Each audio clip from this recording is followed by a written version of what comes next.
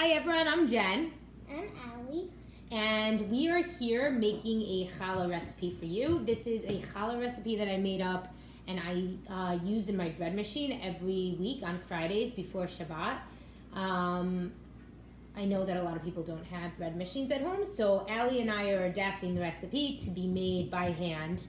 And Allie's going to be doing it for you right now. Okay, so to start, we're going to put a little bit of sugar in the small bowl. I would say about a teaspoon.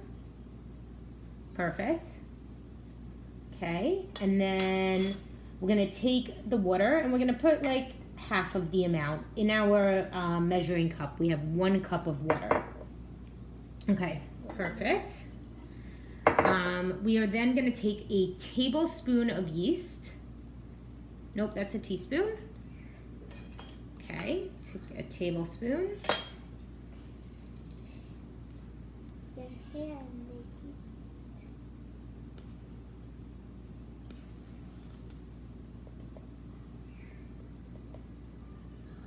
Okay, and we're gonna put it in there. And then what we're gonna do is we're just gonna stir it kind of lightly, but you wanna stir it all in. Get it all wet, Allie. Okay.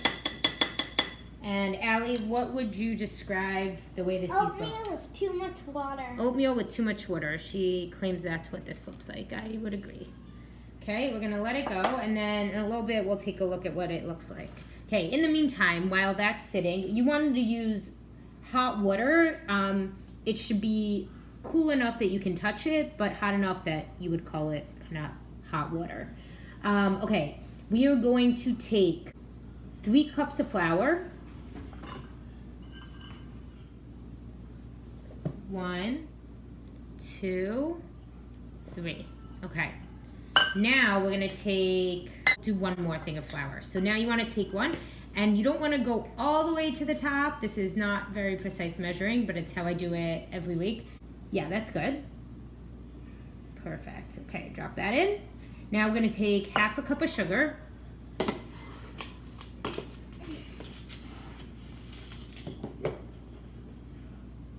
Pour that in. Okay, now we're gonna take our teaspoon. You remember where our teaspoon is? We used it before. Nope, that's a tablespoon. Teaspoon.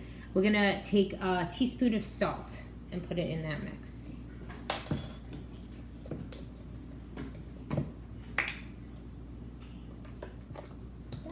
Yep, that's good. Okay. Now let's move the salt away so you don't knock it down. Okay, and then what we're gonna do is we are going to pour our water in. We are then going to take our 2 eggs, which are over there. 1 at a time, we're gonna crack it into this cup. Okay, and what are we looking for when you crack the egg? Shell and blood. Do you see any? 1 at a time. Do you see any? No. Okay, so, nope, oh, you're looking, okay. Now, stir that, mix it, and put it into the bowl. The big bowl, not the small bowl. Okay. And now let's do that again with the second egg. Pour it in there. Okay. Now we're gonna take half a cup of oil. I'll tell you when to stop. Stop. It's pretty good. Okay. Pour that in. And then the last thing to add would be our yeast. Did it change? Yeah, it's like foamy. It's foamy now. I don't know if you could see it, but it's foamy. You can see it from the side. Okay, so let's pour that in slowly. We could take this and use this just to take the excess. Okay, now use that. What was the thing we did before we started cooking? We washed our hands. We washed our hands. That way, in a minute or 2, when you get tired of using the spatula, we can do what? Use our hands. Yeah. There you go. Wow, that consistency's looking good, huh? Mhm. And This is our second attempt. although I think we're gonna come up with some fun way to use that oily mess. All right, I think it's looking like hand time. Hand time. still a little messy. Okay, so what we're gonna do is we're gonna keep mixing this Still until all the flour is mixed in and Allie's hands are not all sticky with dough. You want a nice kind of consistency, a thick consistency of dough, and then you just wanna leave it in this bowl, cover it with saran wrap, and then cover it with a paper towel. And you wanna leave it, you can let it sit, I would say anywhere from 20 minutes if you're in a rush to like an hour. Really what you want to see is that the dough doubles in size, but if it doesn't quite double, that's okay too. Sometimes we don't have enough time and it'll make do, it'll still taste delicious. This is what it looks like. Well, we're gonna leave it in the bowl for 20 to 30 minutes. Here, let me do a quick.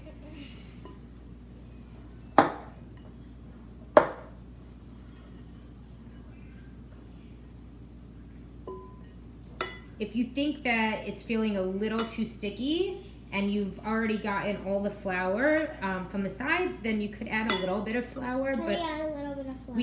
we can add a little bit of flour with the, take that just a drop. You don't want to overdo it because as it rises, it might Just get this? less sticky. That's too much, but you just use some of it. Like this? Sure. Okay.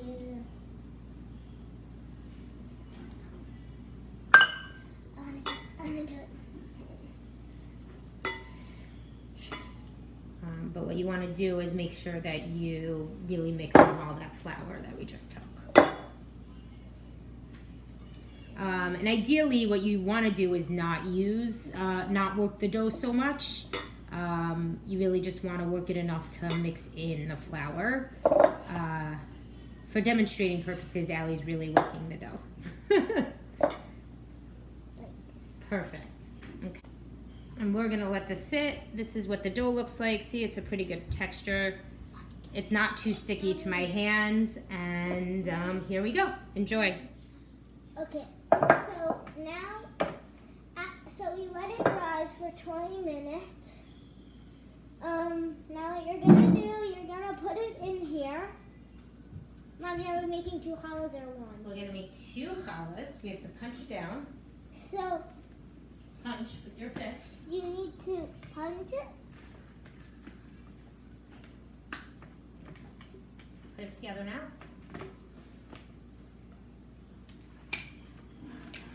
Like this. And then, Okay, now let's cut it in and then half. we need to cut it in half. You can use a knife or anything else you have lying around the house that would. We have a Easily cut cutter it. thingy-majig. We have a cutter thingamajig. Okay, now we need to take those 2 logs. I make 4 braided challahs. So we need to cut it into 4 pieces each. I make 3. Okay, so you'll do a 3. So we'll do 1, 2, 3, and I'll do a 4, and that way you can learn different kinds of braiding. You need to roll them into long snakes. So usually what you want to do is then you want to actually let these sit for like 5 to 10 minutes. It helps like the glue with the glue in. I'm gonna let mine sit for a little bit. I think Allie wants to start her braid though.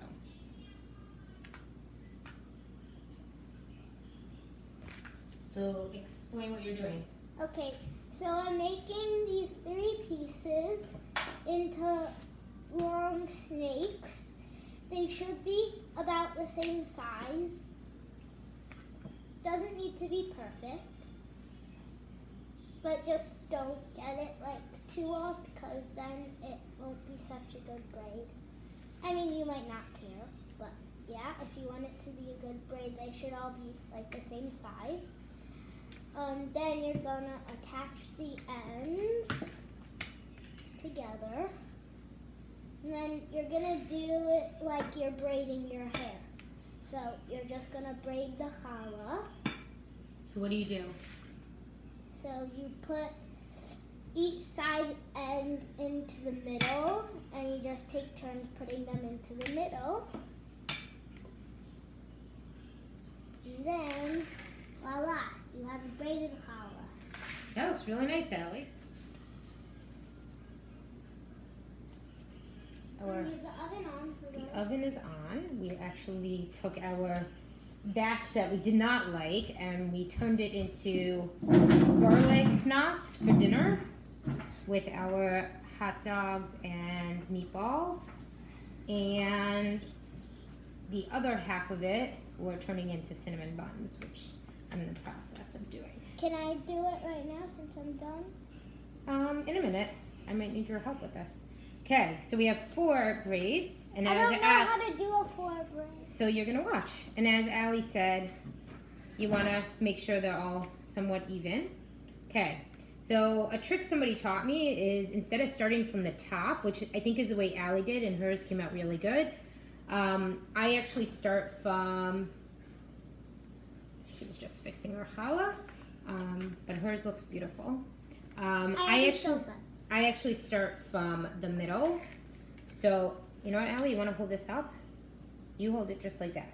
So I actually go like this. You go over one, you take the 3rd one and you put it over, then you do this one over. So you're basically going every other one. Under, over, every other one. And then we got to the end. So I actually just braided one end, and now you can go back this way. Again, it's over, under. Sorry, I'm not sure it's so easy to see.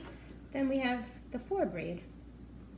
So 4 braids too complicated. Definitely stick with the 3 braid. It's gonna look just as pretty. So that's 3 braid compared to 4. Now what we need to do is we need to take egg to put on But not mine. the top. Okay, we're back. Allie just re-braided hers. She did a 4 braid challah and she tried it and it was her first try and it came out amazing. Check that out. Awesome. Okay, now we need to get an egg. We probably should have taken it out a little bit ago. It's better not coming right out of the fridge. Same with when you're making the challah. You probably want to start with an egg that's not right out of the fridge. So you want to take an egg, crack it, add some water. It doesn't have to be a lot of water. Get a paintbrush, a bread paintbrush, a food paintbrush. So you want to go get the bread paintbrush if your hands are clean. Okay, you want to take that egg and then I just added a little bit of water, really not a big deal. Not a lot, but enough that it's kind of like a little lighter than it would be. I'm gonna use this one. I like the rubber ones. Okay, and then Something like this. you take, your topping could really be anything you want. Classic is sesame seeds. I personally love a topping that's a sugar topping. I make it in advance and then I have it sit on my counter. Chocolate chips or sprinkles. Sprinkles the kids like to do. Also the everything but the bagel topping is always a really good one. For the sugar topping, it's I think 4 tablespoons of oil and then half a cup of sugar and half a cup of flour. And you just kind of mix it all together. Okay, so Allie, you want to paintbrush our challahs? What do you want to do? Just the sesame seeds for yours? What do you want on it? I want to make my own. No sesame seeds. Okay. Because it's good with sesame seeds, but I want one with no sesame seeds.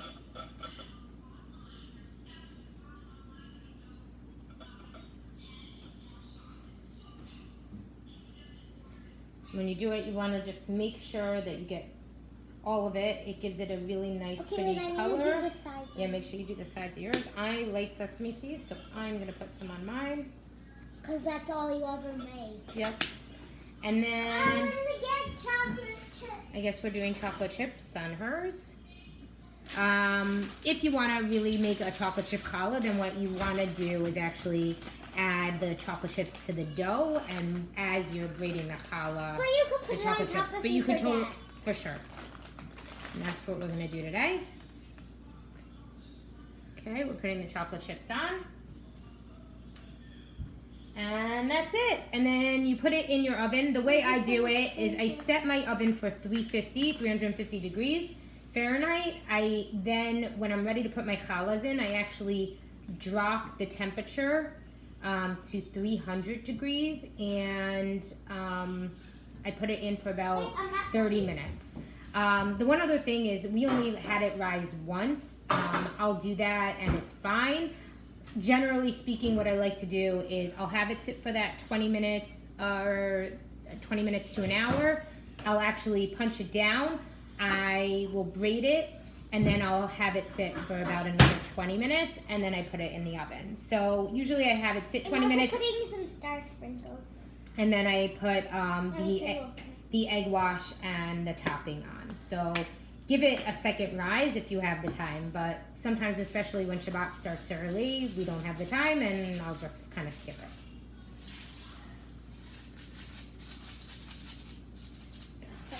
All right, well, thank you for joining us on our I'm gonna do it, but I won't put too I'll much. put it on your hand. Thank you for joining us on our challah adventure. Let's show you our final product here.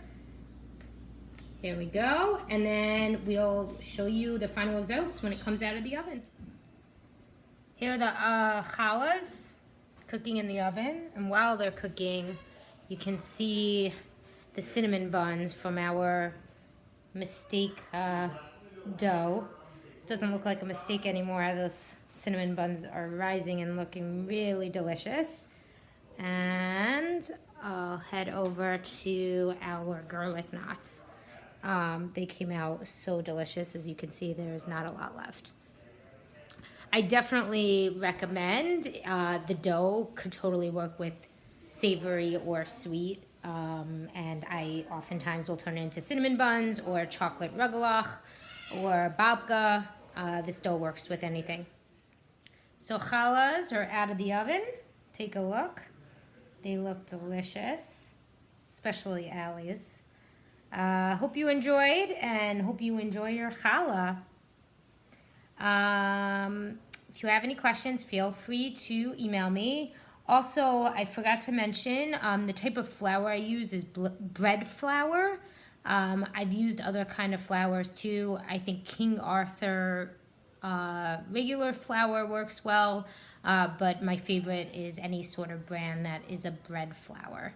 Okay, enjoy, and let me know how it tastes. Thanks for watching. I can't wait to eat our challahs.